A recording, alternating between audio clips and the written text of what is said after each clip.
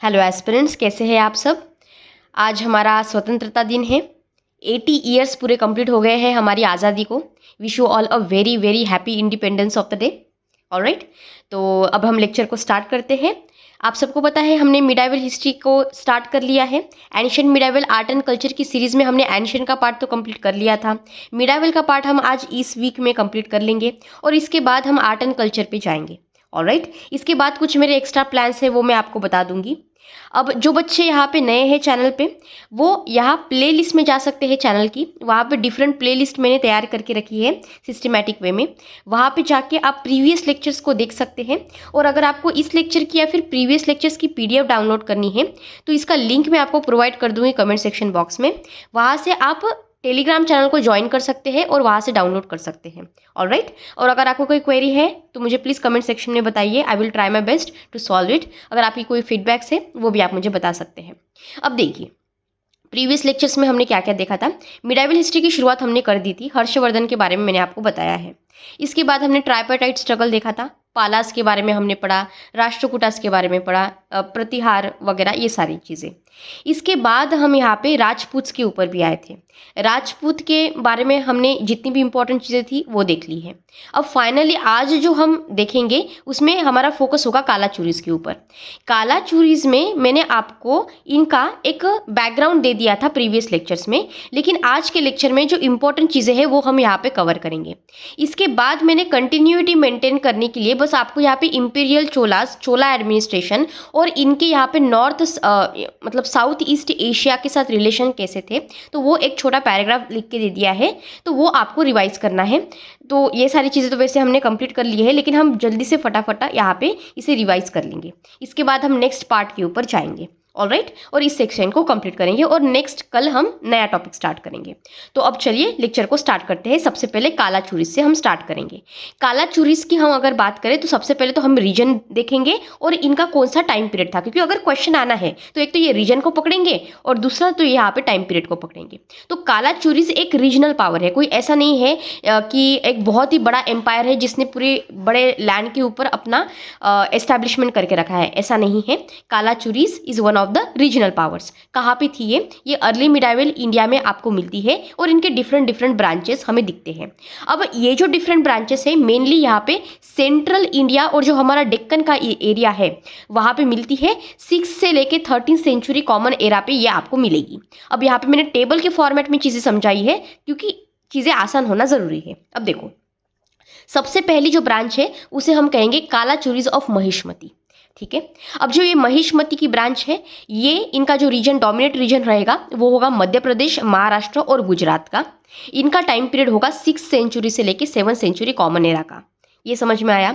इसके बाद आपको मिलेगी दूसरी ब्रांच जो कि है कालाचूरीज ऑफ त्रिपुरी। अब ये हमारे लिए इंपॉर्टेंट बन जाती है। यहाँ पे चेदी, आपको याद आया होगा चेदी क्या है, इससे हमने महाजन पदा पढ़े थे। महाजन पद में अगर आपको याद हो हमने यहाँ पे मैप देखा था, मैप में हमने चेदी भी देखा था। राइट, तो ये हमारे लिए इंपॉर्टेंट बन जाता है। अगर क्वेश्चन पूछना है तो यहाँ से पूछेंगे, अगर ब्रांचेस में भी पूछना हो तो। इनका रीजन है हमारा सेंट्रल इंडिया, पर्टिकुलरली जो जबलपुर का रीजन है वो। इनका टाइम पीरियड है 7 सेंचुरी से लेकर 30 सेंचुरी कॉमन एरा और इसी के ऊपर हमारा फोकस है सबसे इंपॉर्टेंट।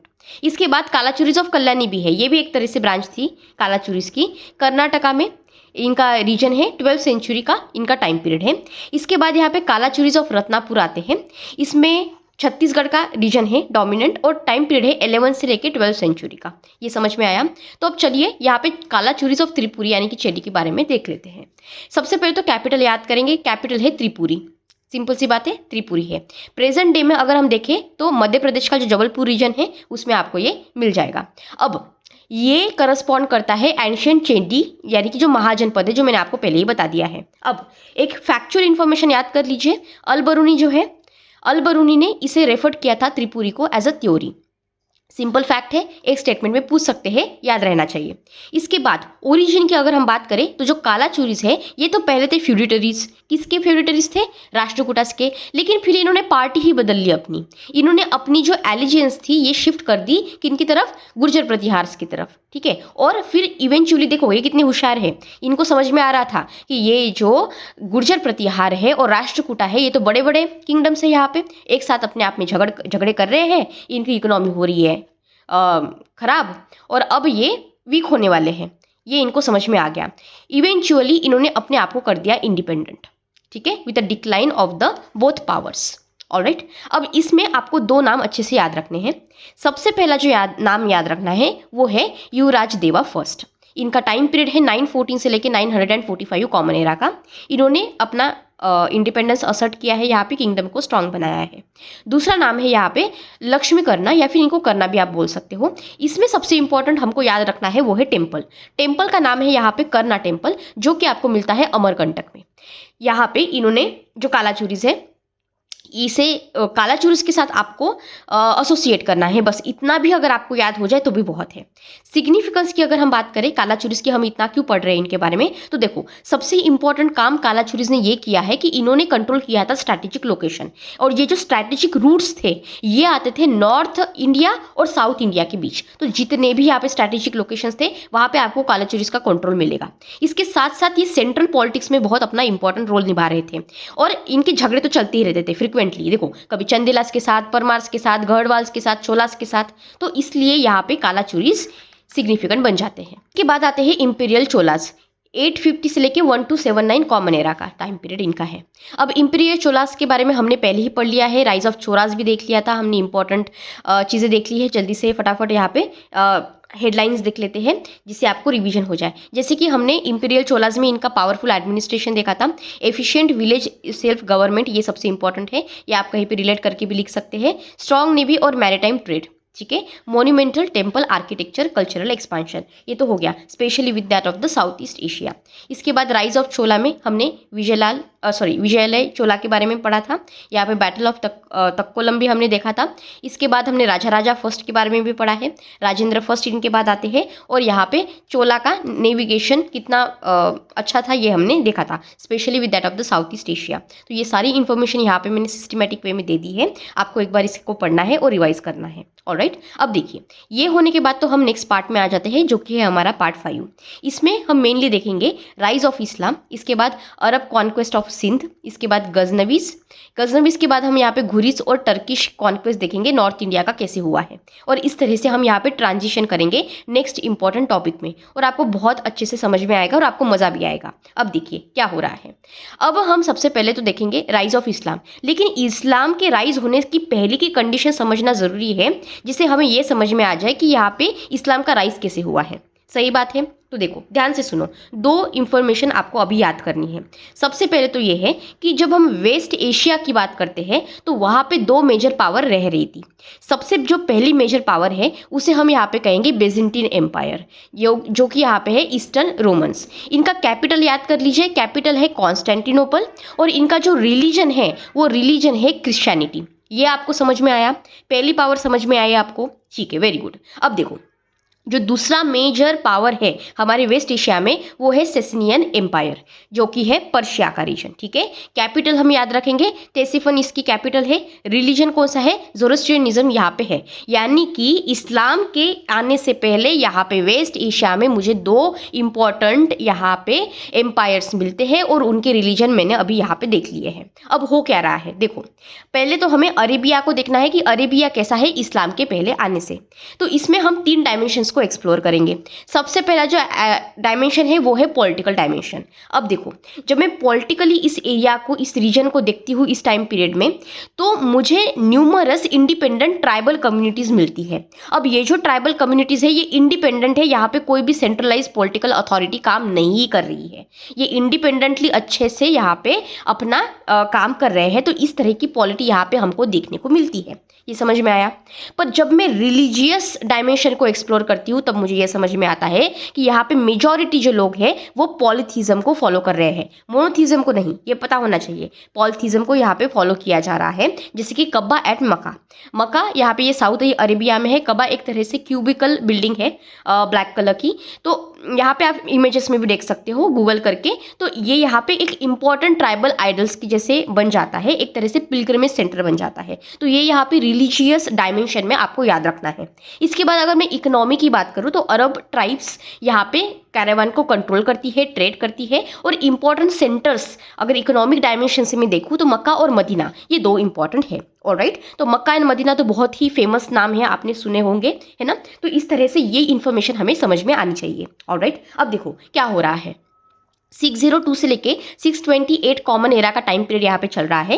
बैजेंटीन और सेसिनियन वॉर्स बहुत सारे हो रहे हैं और इतना लंबा प्रोलॉन्ग यहाँ पे वॉर चल रहा है, बहुत टाइम से झगड़े हो रहे हैं इनके। अब देखो मैंने आपको बार बार बताया है हिस्ट्री में, जब भी यहाँ पे बहुत टाइम तक झगड़े होते रहेंगे, वॉर होता रहेगा, तो क्या होगा। कॉमन सेंस लगाइए, जो हमेशा रिपीट हो रहा है, हमेशा हमेशा के लिए आप देख रहे हैं रिपीट हो रहा है, फिर भी हम सीख नहीं रहे हैं, फिर से वही गलतियां करते रहते हैं। क्या होगा, सीवियर यहाँ पे इकोनॉमिक एग्जॉशन होगा, यहाँ पे लोगों की जान तो जाएगी ही, आपके रिसोर्सेज भी खत्म हो गए, आपकी डेवलपमेंट भी नहीं होगी, आप पूरी तरह से नीचे गिर जाओगे। तो यहाँ पे इकोनॉमिक एग्जॉशन एक इंपॉर्टेंट रीजन है जो दोनों की तरफ से हुआ था। ऐसा नहीं है कि एक को वॉर बेनिफिट कर रही है, किसी को वॉर बेनिफिट नहीं करती है। यहाँ पे भी सेम चीज हुई, दोनों भी इतने पावरफुल एम्पायर्स इकोनॉमिकली एग्जॉस्ट हो गए हैं और वीक भी हो गए हैं। अब यहाँ पे क्या होगा, अगर ये चीज हो रही है मतलब क्या हो रहा, कहीं पे तो वैक्यूम क्रिएट होगा। तो वैक्यूम कौन सा क्रिएट हुआ है, पॉलिटिकल डायमेंशन में यहाँ पे वैक्यूम क्रिएट हो गया है। तो जैसे ही पॉलिटिकल वैक्यूम क्रिएट हुआ तो यहाँ पे कोई तो आएगा इस वैक्यूम को भरने के लिए, और यही यहाँ पे फेवरेबल कंडीशन प्रोवाइड करता है for the rapid spread of Islam. इस्लाम का स्प्रेड ऐसे धीरे धीरे नहीं हुआ था, रैपिड हुआ था, ठीक है। So it was the rapid spread of इस्लाम। अब कुछ इंपॉर्टेंट चीजें हम देख लेते हैं इस्लाम में, ठीक है। अब देखो दो चीजें हमें देखनी है, सबसे पहले तो राइज ऑफ इस्लाम और इसके बाद द खैलिफेट्स। इसका मतलब क्या होता है, अब देखो प्रॉफिट मोहम्मद, इनका टाइम पीरियड हम याद रखेंगे, यह है 570 से लेके 632 कॉमन एरा का। इनका जन्म यहाँ पे मक्का में हुआ था। इन्होंने क्या पढ़ाया है, क्या संदेश दिया है कि भगवान एक है, ठीक है। God is taught the believe that there is a one God, और वन गॉड को यहाँ पे क्या कहा है, अल्लाह। अब इसमें और दो तीन कीवर्ड्स हमको याद रखने हैं एग्जाम पॉइंट ऑफ व्यू से, जैसे कि equality, charity and rejection of the idol worship, ये यहाँ पे था। अब इनका एक बहुत सारे सिग्निफिकेंस है, लेकिन एक सिग्निफिकेंस जो आपको याद रखना है वो ये है कि मैंने आपको बताया था बहुत सारे अरब ट्राइब्स थे, तो इन अरब ट्राइब्स को यहाँ पे इन्होंने यूनाइट करने का काम किया है under the common identity. So this is the important thing. इसके साथ साथ यहाँ पे एक इवेंट हुआ है। इवेंट में जब प्रॉफिट मोहम्मद माइग्रेट करते हैं मक्का से लेके मदीना तक, तब इस पर्टिकुलर चीज को हमारी हिस्ट्री में मार्क किया जाता है एज ए हिजरी कैलेंडर या फिर इस्लामिक कैलेंडर, और यहाँ से ही यहाँ पे फाउंडेशन हो जाता है फर्स्ट इस्लामिक स्टेट का। ये आपको समझ में आया क्या, ठीक है। ऑलराइट, अब देखो यहाँ पे कैलिफेट्स के बारे में हमें समझना है, पर सबसे पहले हमें ये समझना है कि कैलिफेट का मतलब क्या होता है। तो देखो प्रॉफिट मोहम्मद के बाद प्रॉफिट मोहम्मद की डेथ हो जाती है 632 में, ठीक है। 632 अप्रोक्सीमेटली कॉमन एरा में इनकी डेथ हो जाती है। तो अब क्या हुआ, मुस्लिम पॉलिटिकल लीडरशिप कहीं ना कहीं पे तो पास ऑन करनी पड़ेगी ना। तो ये मुस्लिम पॉलिटिकल लीडरशिप पास होती है रूलर्स, जिनको हम कह रहे हैं कैलिफ्स। क्या कह रहे हैं हम इनको, कैलिफ्स कह रहे हैं। अब ये जो कैलिफेट है, ठीक है, आप इसे ऐसे कह सकते हो कि ये जो एक खलीफ होते हैं, ये यहाँ पे एक पॉलिटिकल स्टेट को रूल करते हैं, जहाँ पे इनको ऐसे रिगार्ड किया जाता है कि he is a successor of a prophet Muhammad in religious and political leadership. तो यहाँ पे पॉलिटिकल लीडरशिप को भी हम लेंगे और रिलीजियस लीडरशिप को भी हम यहाँ पे लेंगे। तो अगर आपको कहीं पे लिखना है तो आप ऐसा सिंपली कह सकते हो कि a political state ruled by a खलीफ which was maybe regarded as a successor to the Prophet Muhammad in political or religious leadership। तो इस तरह से आप यहाँ पे सिंपली इसे समझ सकते हो। अब यहाँ पे मैंने टेबल दिया है, मेनली यहाँ पे मेजरली 3 अर्ली कैलिफेट्स के नाम हैं, इनको ही हमें याद रखना है। सबसे पहले तो है रशीदुद्दीन, जिनका टाइम पीरियड है 632 से लेके 661 का, और कैपिटल है मदीना। इसके बाद यहाँ पे उमैयद खलीफेट आता है, इनका टाइम पीरियड याद रखना है, टाइम पीरियड है 661 से लेके 750 कॉमन एरा का, और इसमें जो कैपिटल है वो है दमिश्कस। इसके बाद अब्बासिद खलीफेट आएगा, इसमें हम टाइम पीरियड याद रखेंगे 750 से लेके 1258 कॉमन एरा का, और जो कैपिटल होगी वो है बगदाद। ये आपको समझ में आया है, ये थोड़ा सा आपको याद रखना पड़ेगा। अब इसमें खलीफेट्स में हमारा जो उमैयद खलीफेट है ये इंपॉर्टेंट बन जाता है। अब ये आपको क्वेश्चन आया होगा कि why is Umayyad caliphate important for India. तो देखो अच्छे से समझो क्या हो रहा है यहाँ पे। जो अरब कॉन्क्वेस्ट है सिंध का, देखो इसके बाद हमारा जो नेक्स्ट टॉपिक है जो मैंने आपको ऊपर बताया था, हमें देखना है अरब कॉन्क्वेस्ट ऑफ द सिंध। तो ये जब हुआ तो ये उमैयद खलीफेट के टाइम ड्यूरेशन में ही हुआ है। उमैयद के पास अच्छा, इनका कैपिटल हमने देखा था, कैपिटल क्या है, डेमेस्कस, इसको भूलना नहीं है। तो इस टाइम पीरियड में जो अरब आर्मीज है ये यहाँ पे एक्सपांड करती है इनटू डिफरेंट रीजन्स। अब इन डिफरेंट रीजन्स में हमारा इंडियन सब कॉन्टिनेंट भी आ जाता है। तो ये यहाँ पे एक ट्रिगरिंग पॉइंट है, इसको भूलना नहीं है। मैं यहाँ पे लिख देती हूँ क्या हो रहा है। यहाँ पे जो अरब आर्मीज है ये क्या करेंगी, ये एनॉर्मसली एक्सपांड करेंगी अपने आप को। कहाँ पे एक्सपांड करने वाली है, बहुत सारे रीजन्स में एक्सपांड करेंगी, पर इसमें सबसे इंपॉर्टेंट हमारे लिए इसलिए है क्योंकि इन्होंने यहाँ पे इंडियन सब कॉन्टिनेंट में भी एक्सपांड किया है, इंडिया में नहीं। देखो कीवर्ड्स को याद रखो, कीवर्ड्स के साथ यहाँ पे कंफ्यूजन क्रिएट नहीं करना है। मैं इंडिया नहीं बोल रही हूँ, मैं बोल रही हूँ इंडियन सब कॉन्टिनेंट। ठीक है, ये समझ में आया। अब देखो, अब इसमें सबसे पहले हम देखेंगे कि Arab conquest of Sindh 1712 common era का ये क्या है। देखो यहाँ पे कुछ इंपॉर्टेंट लोग हैं, दो इंपॉर्टेंट हैं, उनको हम पहले याद रखेंगे। सबसे पहले जो इंपॉर्टेंट नाम आपको याद रखना है वो है मोहम्मद बिन कासिम। मोहम्मद बिन कासिम कौन है, ये यंग अरब जनरल है, यहाँ पे उमैयद एडमिनिस्ट्रेशन के अंदर यहाँ पे काम कर रहे हैं। और यहाँ पे क्या हो रहा है, राजा दहीर है। राजा दहीर कौन है, ये उस टाइम के सिंध के एरिया को रूल करने वाले राजा है। मोहम्मद बिन कासिम यहाँ पे आते हैं, इनको डिफीट करते हैं, मार डालते हैं। तो अब यहाँ पे क्या हुआ, देखो यहाँ पे मोहम्मद बिन कासिम यहाँ पे इंडियन सब कॉन्टिनेंट में आते हैं, सिंध के रीजन में आते हैं, यहाँ पे राजा दहीर को डिफीट करते हैं, मार डालते हैं, और इसके बाद यहाँ पे अपना जो अरब रूल है ये एस्टैब्लिश करते हैं। तो सबसे पहला अरब रूल इंडिया में कहाँ पे, इंडियन सब कॉन्टिनेंट में कहाँ पे एस्टैब्लिश हुआ, सिंध में एस्टैब्लिश हुआ। ठीक है, ये समझ में आया आपको। ठीक है, अब नेक्स्ट क्वेश्चन आपके दिमाग में ये आना चाहिए, why did Muhammad bin Qasim come to Sindh, right. तो बहुत सारे वैसे फैक्टर्स थे। इमीडिएट फैक्टर्स में ट्रेडिशनली ऐसे कहा जाता है कि यहाँ पे बहुत सारा इशू चल रहा था पायरेसी का। ठीक है, शिप्स सिंध के कोस्ट के ऊपर जाती थी, वहाँ पे पायरेसी और अटैक्स बहुत होते थे। तो उस टाइम के जो उमैयद गवर्नर थे, हाजिज इब्न यूसुफ आई थिंक उनका नाम है, उन्होंने यहाँ पे ऑर्गेनाइज किया इस एक्सपीडिशन को और बोला कि यहाँ पे मोहम्मद बिन कासिम ये देखिए यहाँ पे ये प्रॉब्लम चल रही है, शिप्स के ऊपर बहुत सारे अटैक हो रहे हैं, पायरेसी का बहुत ही बड़ा प्रॉब्लम चल रहा है सिंध कोस्ट के ऊपर, आप यहाँ पे आइए, एक्सपीडिशन कीजिए। तो इसलिए यहाँ पे ये आए और इन्होंने ये काम किया।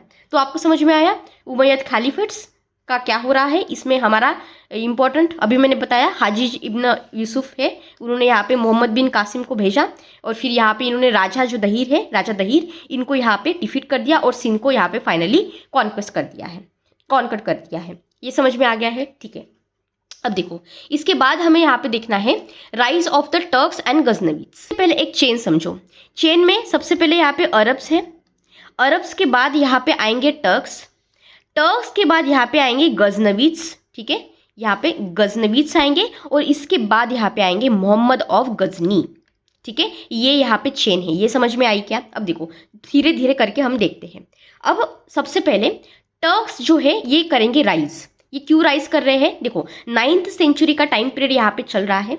9th सेंचुरी के टाइम पीरियड में यहाँ पे आपको अब्बासिद खलीफेट दिखेंगे। ठीक है, कौन सा खलीफेट है, अब्बासिद खलीफेट यहाँ पे आपको दिखेंगे। अब यहाँ पे इनके जो रूलर है ये बन गए हैं वीक। ठीक है, उमैयद को हमने देखा था, उमैयद का टाइम पीरियड है 661 से लेकर 750 का टाइम पीरियड। अब्बासिद अभी स्टार्ट हो गया है। अब्बासिद के अंडर यहाँ पे सेंट्रल गवर्नमेंट ग्रेजुअली अपना कंट्रोल को लूज कर लेती है, पर्टिकुलरली इनकी जो डिस्टेंट टेरिटरीज थी उनके ऊपर। इनके अंडर जो टेरिटरीज थी वो तो ठीक थी, लेकिन जो दूर दूर की टेरिटरीज थी जिसे हम डिस्टेंट टेरिटरीज कहते हैं उसके ऊपर इनका लॉस स्टार्ट हो गया था। अब इसके बाद क्या करें, इसके साथ यहाँ पे पैरेलली क्या हो रहा है कि जो टर्क्स है, अब ये जो टर्क्स है ये आ रहे हैं सेंट्रल एशिया से, ये यहाँ पे इनका नंबर बन रहा है। They increasingly entered into the Islamic world. तो यहाँ पे टर्क्स अलग है और यहाँ पे जो पैरेलली हम दूसरी चीज़ देख रहे हैं वो अलग है, तो दोनों को कंफ्यूज नहीं करना है। इस्लामिक वर्ल्ड में इनका इंक्रीज अब बढ़ चुका है। अब इसमें देखो ओरिजिनली यहाँ पे टर्क्स जो थे ये तो नॉमेडिक सेंट्रल एशियन ट्राइब है, ऑलराइट। अब यहाँ पे ये स्किल्ड है, लेकिन स्किल्ड मतलब ये बहुत अच्छी सी घोड़सवारी करते हैं, ये बहुत अच्छे स्किल्ड एकदम हॉर्स राइडर्स है, माउंटेड आर्चर्स है जो बो एंड एरो से हमला करते हैं वो, और सोल्जर्स भी बहुत स्किल्ड हैं। अब ये सारी चीज़ें इनको बेनिफिट करेगी बहुत ज़्यादा। समझ में आया। अब अब्बासिद रूलर्स क्या करते हैं, इनको ये समझ में आ जाता है कि हाँ ये जो रूलर्स है टर्क्स जो है ये बहुत ज़्यादा स्किल्ड हैं। तो अब्बासिद रूलर्स यहाँ पे ये डिसीजन लेते हैं कि हम इनको यहाँ पे एम्प्लॉयमेंट देंगे। अब इनको एम्प्लॉयमेंट कैसे दिया गया कि इनको कैसे एंटर करवाया गया as a slave soldier. Slave soldiers को हम यहाँ पे कहेंगे मामलुक। मामलुक यहाँ पे वर्ड आपका इंपॉर्टेंट बनेगा, हम फ्यूचर में देखेंगे क्या है तो, पर इसको अभी याद रखना है। स्लेव सोल्जर्स जिनको हम कहेंगे मामलुक, और यहाँ पे है मर्सिनरीज। ये दो चीज़ें आपको समझ में आ गई। इसके बाद क्या होता है, इवेंचुअली ये सारे Turkish military commanders increasingly powerful बनते जाते हैं जैसे जैसे टाइम यहाँ पे बीतता जाता है। ठीक है, तो प्रोग्रेशन कैसे हो रही है वो समझो। पहले टर्स है, टर्स यहाँ पे एंट्री मारेंगे कहाँ पे, इस्लामिक आर्मीज में। और क्यों कर रहे हैं, क्योंकि यहाँ पे अब्बासिद सेंट्रल जो अथॉरिटी है इन्होंने यहाँ पे परमिशन दे दी कि आप आ जाइए। क्यों, स्किल्स की वजह से। ठीक है, अब जैसे ही ये एंट्री कर लेते हैं इस्लामिक आर्मीज में, इसके बाद ये पावरफुल मिलिट्री कमांडर्स बनते हैं इवेंचुअली, क्योंकि जिसके पास स्किल है वही यहाँ पे पावरफुल बनेगा, सीधी सी बात है। अब आप एक बार पावरफुल मिलिट्री कमांडर अगर बन गए, मतलब क्या होगा, आप पावरफुल बन गए, यानी कि जो सेंटर में खलीफत है अब्बासिद खलीफत, ये यहाँ पे वीक बन गए। ठीक है, अब ये अगर यहाँ पे वीक बन गए, मतलब क्या हुआ कि जो टर्किश कमांडर्स है ये अपने खुद के स्टेट को एस्टैब्लिश करना चाहेंगे। क्यों नहीं करेंगे भाई, पहले आपने इवेंचुअली एंट्री मारी, उसके बाद आप यहाँ पे स्ट्रॉन्ग मिलिट्री कमांडर बन गए हो, आपको समझ में आ रहा है कि सेंट्रल अब्बासिद अथॉरिटी यहाँ पे वीक बन रही है, तो आप तो इसका अपॉर्चुनिटी का फायदा लोगे ही, और इस अपॉर्चुनिटी का फायदा लेके आप अपना खुद का स्टेट एस्टैब्लिश करोगे। और इस तरह से आपको फाइनली समझ में आएगा कि यहाँ पे सल्तनत इमर्ज हो गई। समझ में आया, तो इस तरह से आपको यहाँ पे सल्तनत्स का इमर्जेंस मिलता है। और इसी ही हम यहाँ पे बाद में जब हम इंडिपेंडेंट इंडिया की रूलर्स देखेंगे ना, तो उसको यहाँ पे इससे ही हम बोलेंगे इनको सुल्तान। ठीक है, तो हमारे सुल्तान्स आने वाले हैं फ्यूचर में इंडिया के इंडिपेंडेंट रूलर्स में, तो इसका ओरिजिन यहाँ से हो रहा है, ये आपको समझ में आ गया होगा। ठीक है, अब हम यहाँ पे आते हैं गजनवीज के ऊपर। अब गजनवीज क्या है भाई, नया वर्ड, तो गजनवीज कुछ नहीं है, one of the Turkish dynasties ही है। यहाँ पे जो सेंटर है वो गजनी है इसका। ऑलराइट, एक मिनट में पेन चेंज कर लेती हूँ। ठीक है, ये देखो, ये जो गजनवीज है ये यहाँ पे सेंटर है। आपको जो गजनी है ये वर्ड याद रखना है, आपके प्रेजेंट डे अफगानिस्तान में आता है, लेकिन यहाँ पे आप कंफ्यूजन क्रिएट मत करना, गजनविच को आप अफगान्स मत समझ लेना। गजनविच क्या है, ये टर्किश डायनेस्टी है, अफगान्स अलग है, गजनविच अलग है, इसमें बहुत ज़्यादा कन्फ्यूजन हो जाता है, मिसअंडरस्टैंडिंग क्रिएट हो जाती है, इसलिए बता रही हूँ बार बार। ठीक है, so they were Turkish dynasty ruling from Ghazni, बस इतना ही है। अब इसमें आपको 3 नाम याद रखने हैं। सबसे पहला जो नाम है वो है अल्पतिगिन। अब इनका टाइम पीरियड है 962 का। यहाँ पे इन्होंने इंडिपेंडेंट किंगडम अपना एस्टैब्लिश कर लिया है गजनी में, यानी कि अफगानिस्तान का रीजन। इसके बाद जो दूसरा इंपॉर्टेंट नाम है ये है सबुक्तगिन। अब इनका जो टाइम पीरियड है वो है 977 से लेकर 997 कॉमन एरा का, इन्होंने यहाँ पे एक्सपांड किया है। तो यहाँ पे 2 ही नाम याद रखना, इसमें इन्होंने क्या किया है, फाउंडेशन किया है, और यहाँ पे सबुक्तगिन ने क्या किया है, एक्सपांशन किया है। तो फाउंडेशन और एक्सपांशन तो हो गया। अब इसमें नेक्स्ट जो इंपॉर्टेंट चीज़ है वो है मोहम्मद ऑफ गजनी। इनका टाइम पीरियड है 998 से लेके 1030 कॉमन एरा का। ओके, अब इन्होंने यहाँ पे 13 कैंपेन्स को इंडिया में कंडक्ट किया था। अब इनका मोटिव देखो बहुत ही अलग है with that of the Muhammad Ghori के बारे में हम पढ़ेंगे, उनका तो बहुत ही मोटिव अलग था, तो उन दोनों को हमेशा कंपेयर किया जाता है। कंपैरिजन में अगर मैं आपको यहाँ पे बताऊँ तो इनका सिर्फ और सिर्फ मोटिव ये था कि मुझको वेल्थ चाहिए, बहुत सारा पैसा चाहिए, पॉलिटिकल प्रेस्टीज चाहिए, मुझे बहुत बड़ा बनना है, कंसोलिडेट करनी है अपने अथॉरिटी को, रिलीजियस लेजिटिमेसी को एस्टैब्लिश करना है, बस। तो मतलब पर्सनल जो रीजंस है, वेल्थ है, उसकी वजह से इन्होंने ये सारे काम किए थे। मोहम्मद घुरी की बात अलग है, वो आपको अभी समझ में आएगी। ठीक है, अब इनके जो की कैंपेन्स है ये इनके बारे में पता होना ज़रूरी है। सबसे पहला जो कैंपेन है वो है 1001 कॉमन एरा का। इसमें इन्होंने यहाँ पे जयपाला को डिफीट कर दिया है, हिंदू शाही किंगडम। इसके बाद 1008 से लेके 1009 कॉमन एरा बैटल ऑफ वहीन होती है।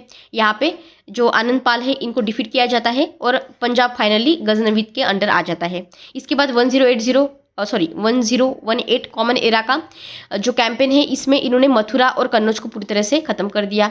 इसके बाद यहाँ पे 1025 कॉमन एरा का आता है जिसमें इन्होंने रेड किया था सोमनाथ टेम्पल को, ठीक है, गुजरात का। सोमनाथ टेम्पल को तो वैसे आपको हिस्ट्री पता होगी, हम इसको वैसे डिटेल में देखेंगे, डोंट वरी अबाउट दैट। तो ये इसमें इन्होंने बहुत सारी वेल्थ को सीज कर लिया था। ऑलराइट, तो ये हो गया इनके बारे में। कुछ इंपॉर्टेंट कैंपेन से बस उतनी ही याद रखनी है, सारी हम यहाँ पे डिटेल में नहीं जाएंगे। इसके बाद अल बरूनी के बारे में पता होना चाहिए। सबसे इंपॉर्टेंट बात यह है कि आपको सिंपली पूछ लेंगे कि अल बरूनी किसके कंटेम्प्रेरी थे, तो आपको पता होना चाहिए। कंटेम्प्रेरी के ऊपर क्वेश्चन आते हैं वैसे यूपीसी में बहुत। इन्होंने एक बुक लिखी है, उनके बारे में हमें पता होना चाहिए, किताब उल हिंद या फिर तहकीक ए हिंद, ये बुक का नाम है। सिंपली पूछेंगे किसने बुक लिखी है, मे बी पेयर के फॉर्मेट में पूछ ले, पता नहीं। तो ये इन्होंने लिखी थी। अब इससे पता क्या चलता है इनकी बुक से, सबसे पहले तो उस टाइम पीरियड में इंडियन सोसाइटी कैसी थी, रिलीजन, साइंस, मैथ्स कैसा था। ऑलराइट, ये सारी चीज़ें हमें पता चलती है। प्लस अल बरूनी ने यहाँ पे इंडियन सिविलाइजेशन को स्टडी किया है और इन्होंने यहाँ पे संस्कृत भी सीखी थी। ओके, अब यहाँ पे हमें देखना है राइज ऑफ घुरीज और मोहम्मद घुरी। पर्टिकुलरली मोहम्मद घुरी हमारे लिए इंपॉर्टेंट है। घुरीज जो है ये घोर रीजन से, जो अफगानिस्तान में है, वहाँ से इनका इमरजेंस होता है। ऑलराइट, अब देखो यहाँ पे मोहम्मद घुरी जो है ये डिफरेंट है विद दैट ऑफ द जो मोहम्मद ऑफ गजनी हमने ऊपर देखा था उनसे। क्योंकि देखो मोहम्मद ऑफ गजनी का क्या था, मेनली ये इंडिया को रेड करना चाहता था वेल्थ के लिए, पैसों के लिए बस। घुरी का ऐसा नहीं था। घुरी का जो ये मेंटालिटी थी वो अलग थी। ये चाहते थे कि ये अपना परमानेंट पॉलिटिकल कंट्रोल यहाँ पे इंडिया में एस्टैब्लिश करें। समझ में आया? तो अगर आपका इंटेंशन बदल जाता है तो मतलब कि आपकी इंटेंसिटी भी बदलेगी। ठीक है, तो इसमें ये दिखता है। घुरी का जब हम एक्सपांशन देखते हैं, सबसे पहले जो एग्जाम्पल्स है वो हम याद रखेंगे, क्योंकि फैक्चुअली जो चीज़ें होती है वही हमें लिखनी होती है। सबसे पहले तो ये जो 1175 कॉमन एरा है, यहाँ पे इन्होंने मुल्तान और उच को कैप्चर कर लिया। इसके बाद 1178 कॉमन एरा में इन्होंने भीमा सेकंड को, जो सोलंकी रूलर है, इनको माउंट आबू के पास हरा दिया, डिफीट कर दिया। और यहाँ पे ही change his routes, entered Punjab finally. इसके बाद यहाँ पे नेक्स्ट इनका कैंपेन आता है 1186 में, जहाँ पे ये फाइनली लाहौर को कंट्रोल करते हैं। ठीक है, और जो गजनवीज का रूल था पंजाब में, ये फाइनली यहाँ पे खत्म हो जाता है। तो यहाँ पे घुरी आए और गजनवीज को हटा दिया। ये समझ में आया आपको? ठीक है, ऑलराइट। अब देखो यहाँ पे हमारे लिए एग्जाम पॉइंट ऑफ व्यू से इंपॉर्टेंट है बैटल ऑफ ताहरेन, अगर पूछना ही है तो, और यहाँ पे चंदवार, तो ये थोड़ा सा पता होना चाहिए। देखो सबसे पहले अब यहाँ पे हमने देखा है कि सीरियल्स वगैरह आते रहते हैं, तो आपने जयचंद के बारे में सुना होगा, पृथ्वीराज चौहान के बारे में सुना होगा। वो सारी बातें, वो प्रेजुडिसेस आप अपने दिमाग के बाहर रखिए। यहाँ पे जो हिस्टोरिकली इंपॉर्टेंट चीज़ें हैं हम बस वही समझेंगे, वही याद रखेंगे। ठीक है, तो यहाँ पे सबसे पहले जो पृथ्वीराज चौहान थर्ड है, यहाँ पे सिर्फ पृथ्वीराज चौहान नहीं लिखना है, थर्ड ये लिखना ज़रूरी है।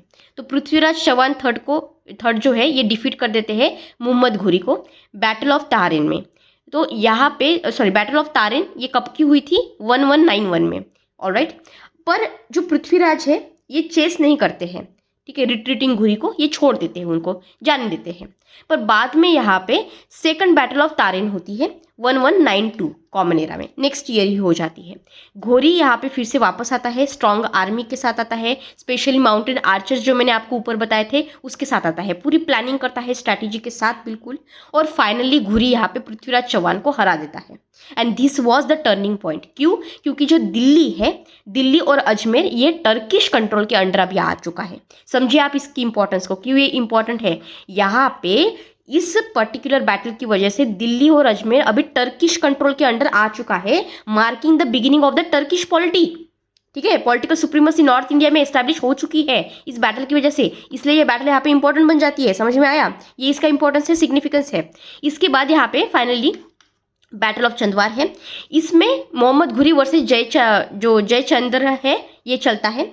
जयचंद्र यहाँ पे हार जाते हैं, डिफीट कर देते हैं, मारे भी जाते हैं। और फाइनली कन्नौज और वाराणसी का जो रीजन है ये इनके टर्किश के अंडर आ जाता है। तो इस तरह से आपको कैप्चर होता हुआ दिख रहा होगा हमारा नॉर्थ इंडिया। समझ में आया?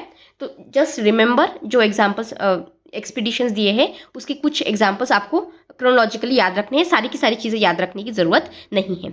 इसके बाद यहाँ पे आता है कॉन्क्वेस्ट ऑफ ईस्टर्न इंडिया और सल्तनत का फाउंडेशन कैसे होता है, क्योंकि कल के लेक्चर में हमको सल्तनत पढ़ना है, तो इसका फाउंडेशन हम आज ही समझ लेंगे। साथ आप रिवाइज कीजिए अब क्या हो रहा है। देखो घुरी का कॉन्क्वेस्ट हुआ, घुरी के कॉन्क्वेस्ट के बाद यहाँ पे उनके जो जनरल थे उन्होंने यहाँ पे कंटिन्यू किया अपना एक्सपेंशन। घुरी का एक्चुअली यहाँ पे ना असैसिनेशन हुआ था। ठीक है, घुरी का असैसिनेशन हुआ, इसके बाद इनके जनरल्स जो थे इन्होंने यहाँ पे जो एक्सपेंशन है कि कंटिन्यू रखा। इसमें यहाँ पे घुरी फाइनली मर जाते हैं। इसके बाद कुतुबुद्दीन ऐबक होते हैं। कुतुबुद्दीन ऐबक यहाँ पे इंडिपेंडेंट बन जाते हैं और दिल्ली की सल्तनत यहाँ पे शुरू हो जाती है। इस तरह से ये चीज़ें हो रही है। तो सबसे पहले तो हम यहाँ पे ईस्टर्न इंडिया में क्या हो रहा है वो समझते हैं। एट दिस टाइम यहाँ पे सेना डायनेस्टी का टाइम चल रहा है। कौन सी डायनेस्टी है यहाँ पे?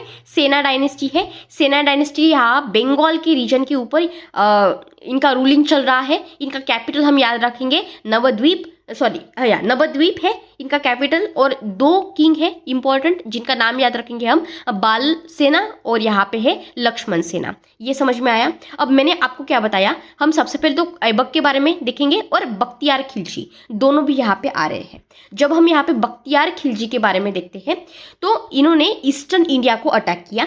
ईस्टर्न इंडिया को अटैक करके इन्होंने यहाँ पे बिहार को कैप्चर कर लिया। इसके बाद जो नालंदा यूनिवर्सिटी थी, ठीक है, नालंदा यूनिवर्सिटी के साथ विक्रमशिला यूनिवर्सिटी आप सबको पता है, इसको पूरी तरह से अटैक किया, डिस्ट्रॉय कर दिया। फाइनली 1204 में इन्होंने बंगाल को भी कैप्चर कर लिया और फाइनली इन्होंने यहाँ पे आसाम को भी एंटर करने की कोशिश की, अटेम्प्ट किया, लेकिन ये हार गए, डिफीट हो गए। तो बख्तियार खिलजी का यहाँ पे रोल समझ लीजिए। बख्तियार खिलजी यहाँ पे आते हैं। इसके बाद यहाँ पे ये बिहार को कैप्चर करते हैं। इसके बाद बंगाल को कैप्चर करते हैं। कोशिश करते हैं कि यहाँ पे आसाम में ये अपनी पकड़ ला सके। कामरूप ये रीजन था जहाँ पे ये चाहते थे अपना रूल एस्टैब्लिश करना, लेकिन फेल हो जाते हैं। ठीक है, अब जब मैं कुतुबुद्दीन ऐबक के बारे में बात करती हूँ तब मोहम्मद घुरी का ये ट्रस्टेड स्लेव जनरल था। ये आपको पता होना चाहिए, he was a trusted slave general. अब देखो, जैसे घुरी की विक्ट्री होती है तारेन में, ऐबक यहाँ पे टर्किश कंट्रोल अपना नॉर्थ इंडिया में एस्टैब्लिश कर देता है। वो यहाँ पे बाकी के जो रीजन है उसे भी एस्टैब्लिश करता है, मतलब अपना कंट्रोल लाता है। जैसे कि यहाँ पे इन्होंने अजमेर को कैप्चर कर लिया था, ग्वालियर को भी और महोबा को भी। ये इंपॉर्टेंट रीजन है जिसको इन्होंने यहाँ पे कैप्चर किया है। अब ऐबक जो है घुरी का जनरल है जिसने यहाँ पे कंसोलिडेट किया है इंडियन कॉन्क्वेस्ट को। ये आपको समझ में आया? अब देखो क्या हो रहा है। दिल्ली सल्तनत की कैसे शुरुआत हो रही है। 1260 का टाइम पीरियड है जब हमें यहाँ पे दिल्ली सल्तनत की शुरुआत दिखती है। मोहम्मद घुरी का क्या हुआ है, असैसिनेशन हो चुका है 1206 में। यहाँ पे इनकी डेथ के बाद इनकी जो इंडियन टेरिटरीज थी ये डायरेक्टली किसी सेंट्रल घुरी गवर्नमेंट के अंडर नहीं आती है। इसका कंट्रोल ले लेते हैं कौन? कुतुबुद्दीन ऐबक। समझ में आया? और अपने आप को ये बोलते हैं कि अब तो मैं यहाँ पे इंडिपेंडेंट रूलर बन चुका हूँ दिल्ली का। और इसी ही हम यहाँ पे कहते हैं कि अब फाइनली दिल्ली सल्तनत जो है इसका एस्टैब्लिशमेंट हो चुका है और ये अभी चलेगी। हमारी दिल्ली सल्तनत पता है कब तक चलेगी? ये 1206 से स्टार्ट हो चुकी है और अब ये चलने वाली है 1526 तक। समझ में आया? तो ये टाइम पीरियड अब हम यहाँ पे नेक्स्ट लेक्चर में यहाँ पे कंट्रोल ये करने वाले हैं, कवर करने वाले हैं। इसमें हमारे 5 डायनेस्टीज आएंगी, इसको अच्छे से याद रख लो। सबसे पहले तो आएंगी मामलुक जो 1206 से लेके 1290 तक चलेगी। इसके बाद यहाँ पे खालजी डायनेस्टी जो कि 1290 से लेके 1320 तक चलेगी। इसके बाद यहाँ पे तुगलक्स आएंगे 1320 से लेके 1414। इसके बाद सैयद्स आएंगे जो कि होंगे 1414 से लेके 1451। बाद में हम लोधी के बारे में देखेंगे 1451 से लेके 1526 तक। ये समझ में आया आपको? और इसके साथ हमारी दिल्ली सल्तनत स्टार्ट हो चुकी है। इसमें मैंने यहाँ पे आपको कंपैरिजन दे दिया है मोहम्मद ऑफ गजनी और मोहम्मद घोरी के बीच, जो मैंने वैसे आपको बता दिया था। और इसके बाद यहाँ पे मैंने आपको टेबल भी दे दिया है, इंपॉर्टेंट इन्फॉर्मेशन आपको यहाँ पे याद रखने के लिए कंप्लीट क्रोनोलॉजी यहाँ पे दी हुई है जिससे कि आपका रिवीजन यहाँ पे हो सके। कल के लेक्चर में हम दिल्ली सल्तनत से स्टार्ट करेंगे। और यहाँ पे अगर आपको कोई क्वेरी है तो आप मुझे कमेंट सेक्शन में बता सकते हो। अगर आपको मेरा काम पसंद आता है तो please subscribe to the channel. आपके दोस्तों के साथ भी इसे शेयर कीजिए, लाइक कीजिए, जिससे मेरा भी मोटिवेशन बढ़े। तब तक के लिए अच्छे से पढ़ाई करते रहिए without taking any kind of stress. Thank you so much and God bless you all.